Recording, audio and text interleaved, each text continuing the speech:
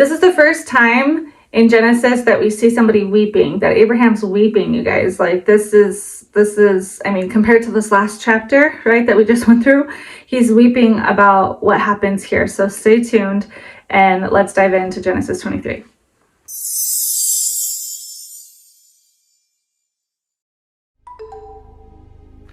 Hi everyone, Audrey here with Learning God's Guidance 5678. Woo woo woo. If you're new to the channel, hit the bell. If you're not, share it with a friend. If you're new, this is where I am memorizing scripture through the power of dance. Those are red thumbnails. Go check those out. And I'm also reading the Bible from beginning to end. So this is like our Bible study as a new believer. This is very new for me. And so I'm reading each chapter and sharing my takeaways as I go. And today we are on Genesis 23. So let's dive in. You ready? Today, normally I read it first and then give my takeaways, but today I'm going to read and give my takeaways as I go along. I wrote down the ESV version verbatim. Okay, so here we go. Genesis 23, Sarah's death and burial. So that title alone should tell you, Sarah is Abraham's wife. So clearly this is a good reason for him to be weeping. All right, here we go. Sarah lived 127 years. Those were the years of the life of Sarah. And Sarah died at Kiriath Arba, that is Hebron, in the land of Canaan. And Abraham went in to mourn for Sarah and to weep for her. Pause. So in the last chapter, he literally God told him to sacrifice his own son. And we didn't hear anything about him weeping. We just heard about him being very obedient and willing to do whatever God tells him to do, right? But the feelings that probably came along with that were, I would imagine, intense. But then the following chapter, this chapter 23, we see that when it comes to his soulmate, he weeps and mourns for her as she passes, obviously, right? As expected for the people that we care deeply about. And the amount of things that they went through together, you know what I mean?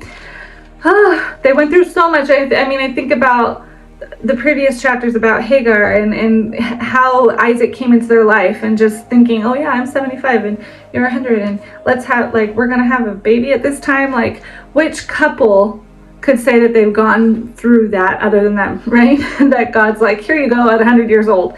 So they shared such a deep bond. So to hear that he went and to mourn for Sarah and to weep for her, it's just, it shows that he's still human with us, right? And Abraham rose up from before his dead and said to the Hittites, I am a sojourner, a foreigner among you. Give me property among you for a burying place, that I may bury my dead out of my sight. So I noted here how the way that he's asking for something is very confident and matter of fact. Like, he knows what he wants. It's like, give me a property among you. I'm a sojourner, I'm a foreigner. Give me a place that I can bury my dead, that I don't have to out of my sight. So right there, even in the mourning, even in the weeping and the sorrow and all the feelings that come when you lose somebody, he still knows that he has to get things done in order to honor her and to have her buried properly. And he has to go to these people where he's a foreigner and basically command what it is that he wants. He doesn't ask them super nicely, hey, would you mind if? He's not passive. He's right away, give me property among you for a burying place, right? I'm sure he said it politely, but it was clear, his want. So I took away from that be clear about what it is that you're asking. And then the Hittites answered Abraham, hear us, my lord, you are a prince of God among us. Bury your dead in the choicest of our tombs. None of us will withhold from you his tomb to hinder you from burying your dead. Like, it's so kind, like, hello, you're the prince of God among us. You choose wherever, we got you, right? Bury your dead wherever you want. So Abraham rose and bowed to the Hittites, the people of the land. So he bowed to them. So he's paying his respect. He's showing gratitude. He's saying thank you, right? And he said to them, if you are willing that I should bury my dead out of my sight, hear me and entreat for me Ephron, the son of Zohar, that he may give me the cave of Machpelah, which he owns. It is at the end of his field. For the full price, let him give it to me in your presence as property for a burying place. So he's like, okay, thank you. And he shows thanks. Well, in that case, thank you. Yes, if you are willing, I really want to talk to Ephron, right? And he's clear who that is, the son of Zoar. I want him to give me the cave of Machpelah, which he owns. It is at the end. Did I say that right? Machpelah. Sorry. It is at the end of his field for the full price. He's saying, I will pay him for what I want. I will pay for what I want. I want this. He's detailed. He knows exactly what he wants. Okay, so now continue. Now Ephron was sitting among the Hittites, and Ephron the Hittite answered Abraham in the hearing of the Hittites of all who went in at the gate of the city. Okay, so wait, pause. So everyone is listening, right? Everyone that's in the gate can hear this. This is public, right? And Ephron's sitting in the audience or the crowd or however they're not audience, but around. He's like, hey, that's me. Like, I can hear you. And he says, no, my Lord, hear me. I give you the field and I give you the cave that is in it. In the sight of the sons of my people, I give it to you. So in the sight of all these men of my people, I'm being vocal, I'm being loud, I'm in front of everybody. So everybody can hear this deal, right? This exchange, I should say. And he's like, I just give it to you. Sure, yeah, it's yours. Okay, so he says, bury your dead. Then Abraham bowed down before the people of the land. Again, paying more respect, saying thank you. And he said to Ephron in the hearing of the people of the land. So he's saying this in front of everybody. But if you will hear me, I give the price of the field. Accept it from me, that I may bury my dead there. Okay, so he's like, please, take it. I'm going to pay you for the field. I have the money. Money's not an issue for me. God has blessed me, right? I'm willing to pay you for this. And yeah, because he says, but if you will hear me, I give the price of the field. Accept it from me, that I may bury my dead there. Please accept this. Just take it, right? Ephron answered Abraham, my Lord, listen to me. So now he's like, no, right? He's being polite here. My Lord, listen to me. A piece of land with 400 shekels of silver. What is that between you and me? Bury your dead. So he's basically saying, hey, this is not about the money between us, right? Just bury your dead. This is yours. And so but he also says what the price is. So a piece of land worth 400 shekels. So I was like, well, I have no idea what that is. What are shekels? And how much is 400 worth nowadays, right? So I went on Google, of course, and I Googled 1 shekel is 27 cents. Okay, so we're looking at 400 shekels is roughly $100, okay? So back in the day, that's probably a lot of money for this time. And I mean, now $100 for a piece of land, like that's peanuts now, right? But back then, I can imagine that this was, a decent amount. That's my assumption. I don't know if you think something different or know something different about that. Let me know below. But he's still saying, like, it doesn't matter. This isn't about the money. Bury your dead. Then Abraham listened to Ephron, and Abraham weighed out for Ephron the silver that he had named in the hearing of the Hittites, 400 shekels of silver, according to the weights current among the merchants. So Abraham still weighs it out. So he's like, oh, he gave me the price, right? Even though he's trying to tell me not to pay, I still heard the price, and I'm going to put that aside. I weighed it out.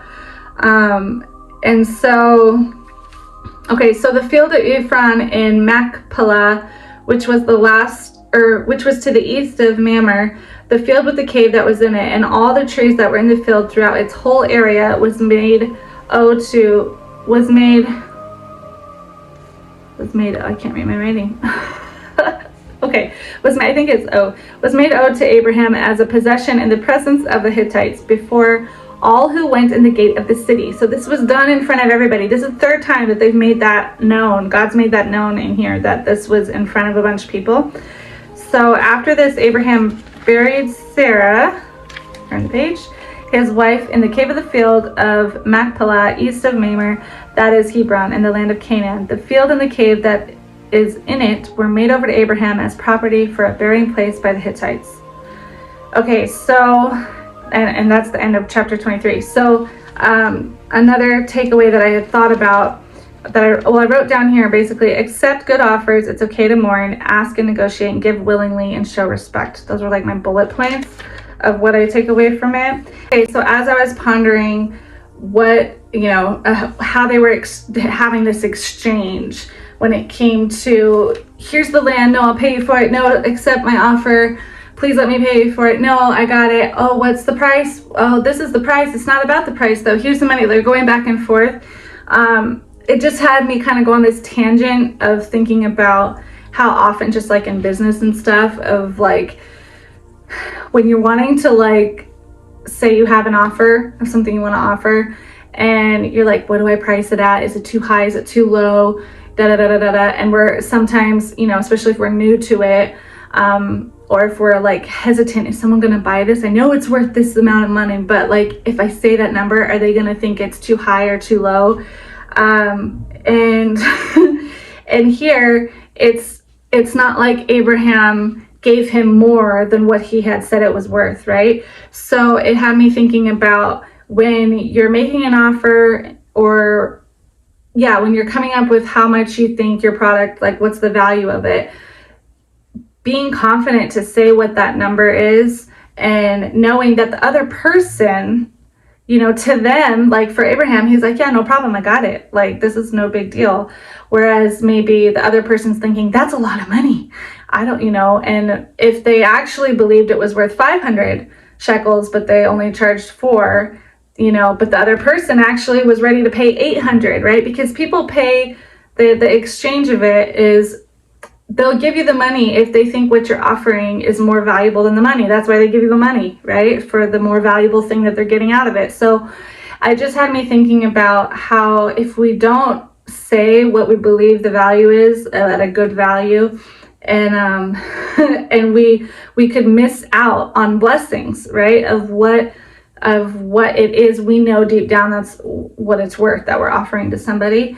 And that person may or may not be willing to pay it or willing to pay it. You just never know someone else's financial views on whether they think it's too much or too little or whatever. So that exchange just kind of had me going down a rabbit hole about, I don't think it's like the same exact topic, but it spiraled me into like what it's like to make more offers and to speak confidently about what you're selling and how much something is worth, based on, the marketplace and all the value that you're giving to people. So because of the way that Abraham just kind of, I just waited out for him, like to somebody who doesn't have, say, a lackful financial mindset, to them, it's just like no biggie, right? And so that just kind of had me thinking about like, when it's time to place your offer, make your offer, pay for someone else's offer, like the exchange that we just naturally do. I mean, even back in the day, and very often how is it that, or it's very common, right? That when people, no, I don't, it's not about the money. It's no, I just want to do this out of my heart. I just want to give. But Abraham from the beginning was like, I'm going to pay for it. Like, I know that this is valuable to you. So he's being respectful, right? Saying, no, I'm not just going to like take, I'm a foreigner to your land, right? I'm not just going to take it. I'm going to willingly give because I have more than enough, right? God has blessed me to bless others. And so he's not stingy and holding on to it. And how can I get this? How can I get this place for free? There's none of that in here. It's I think, an example of when someone lives from abundance that God has given them, that they know they are being blessed from God, that they're supposed to share it, right? That they're supposed to live from a place of plentifulness and not lack. And I think that this example just kind of had me pondering all of that. So anyway, I took away from that, and just how willingly he was, he knows that, so he's just willing to give, right?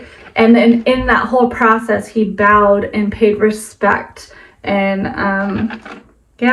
and that it's okay to mourn the people that we miss and love and care about, and it's human reaction to cry and feel sad when someone we love dies. So that is, and at the same time, to like continue moving forward and doing what you have to do, even in the hardest of hardest times, you know, especially to pay tribute and honor for those people that we love and care about. So this was, yeah, I liked it, this chapter. As far as the things that I feel like we can take away from it, it is a sad chapter that she passed, but we all inevitably do, right? So I think the way that that God showed how Abraham went about this, there's a lot of life lessons that we can take from it. So I hope you took something from it that is, you know, that God is showing you or telling you, the Holy Spirit's like, hey, you need to hear this out of this message, whatever it is. You might have read this chapter and got something completely different, which is totally okay, because God speaks to us in so many different ways through the same words, right? But how it hits us is our experience and what we take away from it with where we are in our life at the moment. So anyway, I would love to hear though, how did you take this chapter? Type below, let me know what your biggest takeaways were. And if you're interested too in seeing how I love to worship God through the power of dance, go look at my shorts as well. I do like dance videos on there with a Bible verse, and it's been really fun to like move and feel the Holy Spirit move through me as I'm dancing. So I hope that blesses you, and I hope this was something valuable for you to watch. So if it was, make sure you share, click subscribe, and I'll see you in the next chapter, Genesis 24. Have a good day. Bye.